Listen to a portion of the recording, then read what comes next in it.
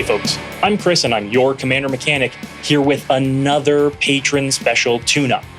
If you're interested in skipping the queue on our deck techs and tune-ups and working directly with me on your deck, check out our Patreon at patreon.com/cmdrmechanic. We've got lots of goodies for people that support the channel at every level. And of course, any help continues to let us grow. Let's see what's in the workshop today. Premium patron Thoughtsinflight writes, I call this deck Thantis the Pain Weaver, and it originated as a Kervek the Merciless deck, but expanded because I wanted to run strong green punishers. It's designed to be a group-slug deck, dealing damage to players for taking normal actions. There were some cards I left on the cutting room floor because they drew too much heat. It doesn't run very smoothly though, and I'd like you to look at it. Please avoid infinite combos. First of all, Thoughtsinflight, thanks for supporting the channel. This is an odd approach to this deck, but I like it. Good on you for thinking outside the box. We've seen so many great builds on this channel recently. Everybody just keeps amazing me.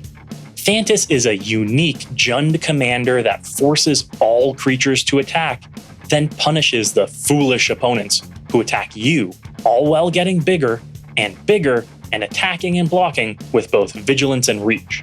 This deck is all about making your opponents think twice before they do something. It's a very rattlesnake style deck, akin to the Mangara the Diplomat build Shivam and I made on Let's Do a Brew. Sure, you could cast that spell, but it'll cost you.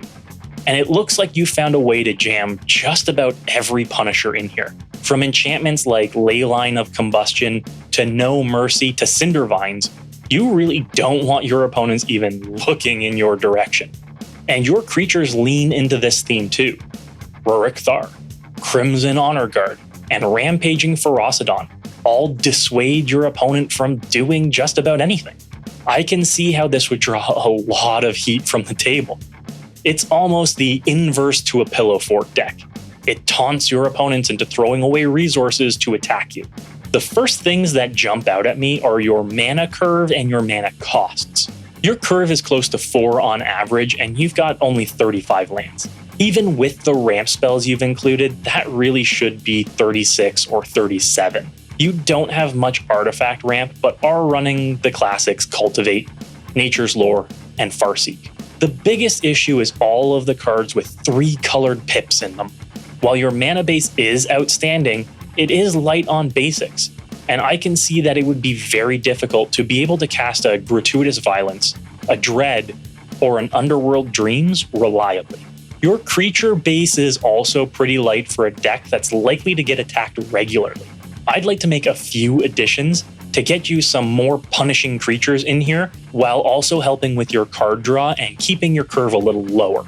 We should make it a clear game plan that your damage doublers, or triplers, are your path to winning, while forcing your opponent to attack each other and take massive damage from casting spells. Dictate of the Twin Gods, Fiery Emancipation, and Torbrand, Thane of Red Fell should be your curve toppers, and don't expect them to come down on curve either.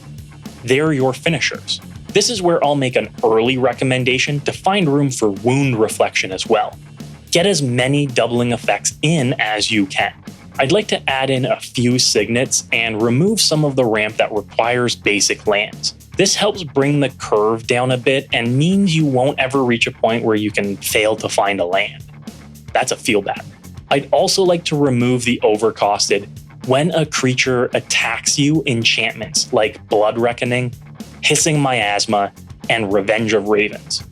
Remember, the plan should be to make them not attack you, not hope they do attack you. Now on the creature side, I want to add in a few more smaller bodies. Harsh Mentor, Immolation Shaman, and Scab Clan Berserker are all great punishers that come down early and start doing work while some opponents are still trying to set up. And this also means we can add in a few more card draw engines. Runic Armasaur, a very punishing draw engine, and Orin Frostfang. Orin gives all of your creatures a draw ability and gives them Death Touch. Since your creatures have to attack, make sure they can trade up. One of the biggest issues with a deck like this is an opponent who can outrace you with life gain. While you already have Rampaging Ferocidon and Sulfuric Vortex in, consider Everlasting Torment and Tybalt, Rakish Instigator. These ensure an opponent can't regain a life advantage and turns all of your tricks into ticking clocks. Your main strategy will be pressuring through board advantage. Since you're so low on artifacts, I'd also recommend Ancient Ruins, a strange enchantment that punishes opponents for having artifacts. And who isn't running artifacts in Commander? Lastly, there's also the sexy tech of old school card Smoke. Since Thantis has vigilance and all creatures are attacking, this immediately gives you an advantage in swinging each turn. So here's our list. We've brought the curve down a little bit to an average of just over 3 mana, while increasing the number of lands and artifact ramp. This should help make the deck a bit more consistent in the early game, especially since we've added some early punishers to help knock down opponents while setting up. I've included Pestilence in the deck too, since you're running the Urborg Cabal Coffers combo. This can give you the option of activating it once or twice a turn to pick off little threats, or do a Pestilence Bomb and take out opponents foolish enough to drop low, especially with your damage doublers. Overall, this should work better for you with the game plan of sticking a few punishers, gaining a board advantage, then doubling the damage you do, or quadrupling it, or even more. For upgrades, I'd recommend Exquisite Blood in priority.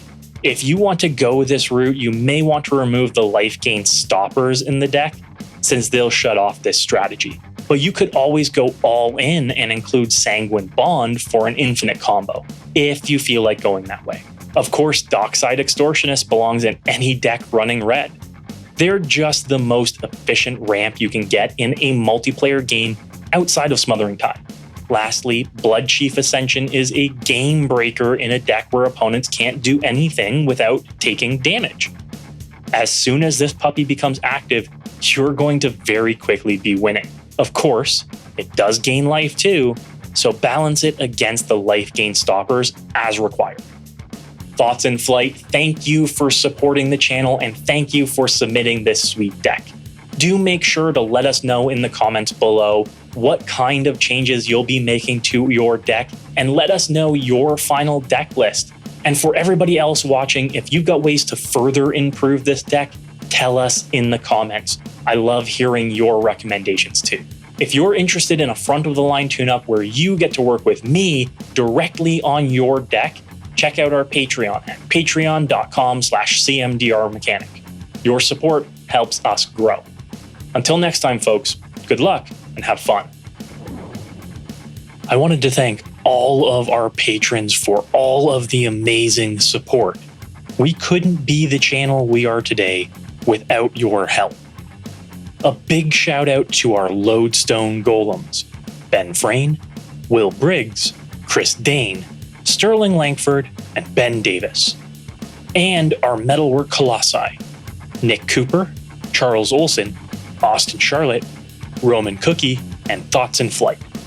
Thank you. Your help really helps us grow. All advice in this video is advice only. Commander is about having fun your way. Don't let anybody tell you how to play EDH.